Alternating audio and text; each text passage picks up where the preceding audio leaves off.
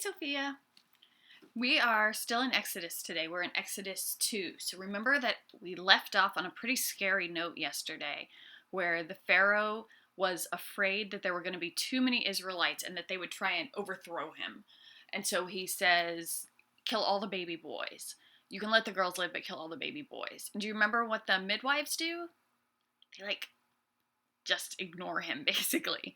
And when they get called on it, they're like, oh, it's not our fault. It's just they have their babies so fast. They don't call the midwives. Midwife is, before people went to doctors to have babies delivered, a midwife was a woman who was trained to do that, and she would help deliver babies. So the midwives were like, yeah, before the midwife can even get there, the Hebrew women have their babies. They have them super fast. Which is not true, but they were just they didn't want to kill the babies. So now Pharaoh is saying, throw them into the Nile. And the Nile is this huge river. So basically drown them all. And that's kind of where we left it, is his fear of losing his power is so overwhelming that he's willing to murder babies for it. So now we start in Exodus 2. Now a man of the house of Levi, that just means a certain tribe in Israel. He's one of the Hebrews. Married a Levite woman, and she became pregnant and gave birth to a son. When she saw that he was a fine child, she hid him for 3 months. But when she could hide him no longer, she got a papyrus basket for him and coated it with tar and pitch. Then she placed the child in it and put it among the reeds along the bank of the Nile. His sister stood at a distance to see what would happen to him. Then Pharaoh's daughter went down to the Nile to bathe, and her attendants were walking along the river bank. She saw the basket among the reeds and sent her slave girl to get it. She opened it up and saw the baby. He was crying, and she felt sorry for him. This is one of the Hebrew babies, she said. Then his sister asked Pharaoh's daughter, shall I go and get one of the Hebrew women to nurse the baby for you? Yes, go, she answered. And the girl went and got the baby's mother. Pharaoh's daughter said to her, take this baby and nurse him for me, and I will pay you. So the woman took the baby and nursed him. When the child got older, she took him to Pharaoh's daughter, and he became her son. She named him Moses, saying, I drew him out of the water. One day, after Moses had grown up, he went out to where his own people were and watched them at their hard labor. He saw an Egyptian beating a Hebrew, one of his own people. Glancing this way and that and seeing no one, he killed the Egyptian and hid him in the sand. The next day he went out and saw 2 Hebrews fighting. He asked the one in the wrong, why are you hitting your fellow Hebrew? The man said, who made you ruler and judge over us? Are you thinking of killing me as you killed the Egyptian? Then Moses was afraid and thought, what I did must have become known. When Pharaoh heard of this, he tried to kill Moses, but Moses fled from Pharaoh and went to live in Midian, where he sat down by a well. Now a priest of Midian had 7 daughters, and they came to draw water and fill the troughs to water their father's flocks. Some shepherds came along and drove them away, but Moses got up and came to their rescue and watered their flock. When the girls returned to Reuel, their father, he asked them, why have you returned so early today? They answered, an Egyptian rescued us from the shepherds. He even drew water for us and watered the flock. And where is he? He asked his daughters. Why did you leave him? Invite him to have something to eat.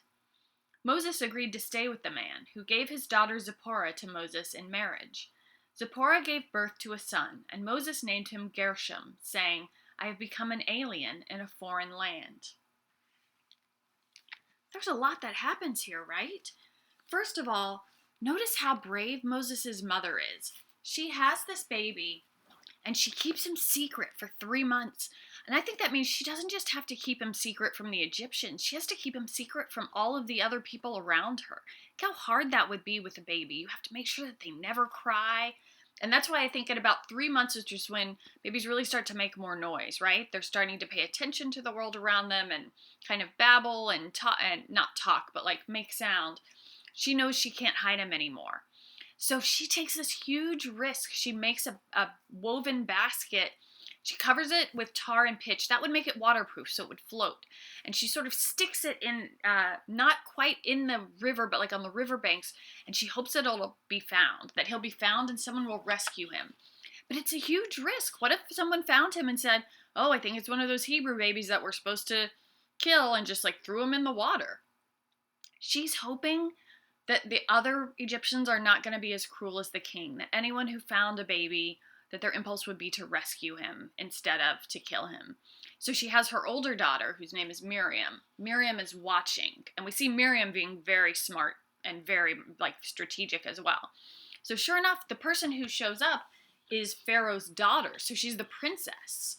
And when she finds the basket, she says, "This has to be one of those Hebrew children."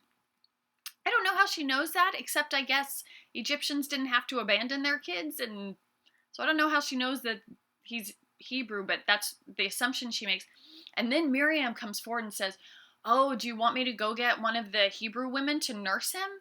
Because there was no formula back then. So pretty much every baby had to be breastfed. And since Pharaoh's daughter would not have just had a baby, she wouldn't have milk in her breasts. So the daughter is saying, "I can go find a woman who's recently had a baby, and she could take care of the baby." And the princess says, "Yes, go do that." And it turns out, of course, she goes and gets her own mother. And so that means that Moses' mother gets to be with him for longer. She gets to be with him until he's weaned. So probably till he's about 2 years old. And then he moves to the palace, and he gets raised as a prince. So because he's the son of the Pharaoh's daughter, so he is a prince. So we don't know if he grows up knowing who he is, if he knows that he is really a Hebrew slave who just got really lucky, or if he thinks that he is a prince. We don't really know. The story doesn't tell us, but we do know that there seems to be just a deep sense of justice in Moses, because we see it twice here. We see it when he gets angry when he sees the Hebrew slaves being beaten, and he kills the Egyptian who's beating them. And we see it when the shepherds are bullying Zipporah's daughters and not letting them feed their flocks or water their flocks. And he protects them and takes care of them. So we see that Moses seems to have, I think probably from his mother, this deep, deep sense of it's important to do the right thing, a deep sense of right and wrong, of what's just and fair and what's not, and that when you see unfairness or abuse or injustice, you have to stand up and do something. But we also see him get really scared because he buries the Egyptian in the sand because he thinks nobody saw that I did this. So nobody will know what happened. It'll just be weird that this dude didn't come home from work one day, I guess, but they can't track it to me. But then the next day when he breaks up a fight between two of the slaves, and one of them says, "Oh, are you going to kill me like you killed that Egyptian?" And he's like, "Oh crap, someone saw that." My secret is not going to be safe. And he runs away. He's trying to be safe. I feel like he must have looked like a prince. He must have spoken Egyptian and dressed like an Egyptian, because Zipporah and her sisters, when they tell their father, they say, "An Egyptian came to us." Now, we know that Moses is not an Egyptian. He's a Hebrew. But he must have appeared to be an Egyptian. So that makes me think that maybe I don't know if he knows his whole birth story. Maybe his mother told it to him. Maybe the princess did.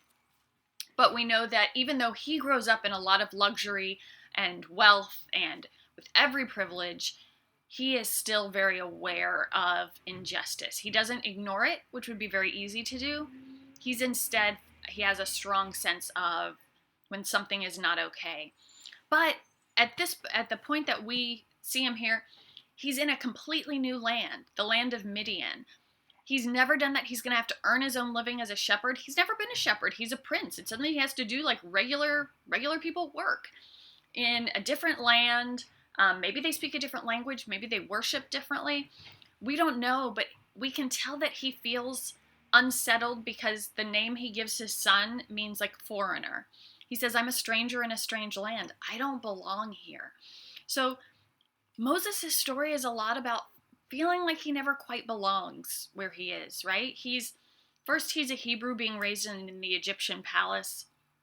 Now he's somebody who grew up in Egypt, living in Midian, and he's relying on the kindness of other people, and he feels kind of unsettled. And so even though he's grateful for that, and he has a wife and family, and he's been taken in by rule, the sort of patriarch, the father of that family, and sort of adopted in as a son-in-law, and marries Zipporah, that he feels still like I know that I don't belong here. I know that I'm a visitor, I'm an immigrant.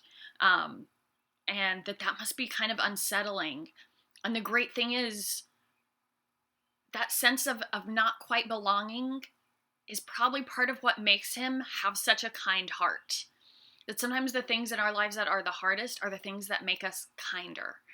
And we're going to see that with Moses as we keep going. The Moses story is one of my favorite stories in the whole Bible. So I'm super excited that this is part of our Lent reading. It won't be the whole thing because Lent goes for much longer than the Moses story, but we'll keep going because it's an awesome story. Okay, love you.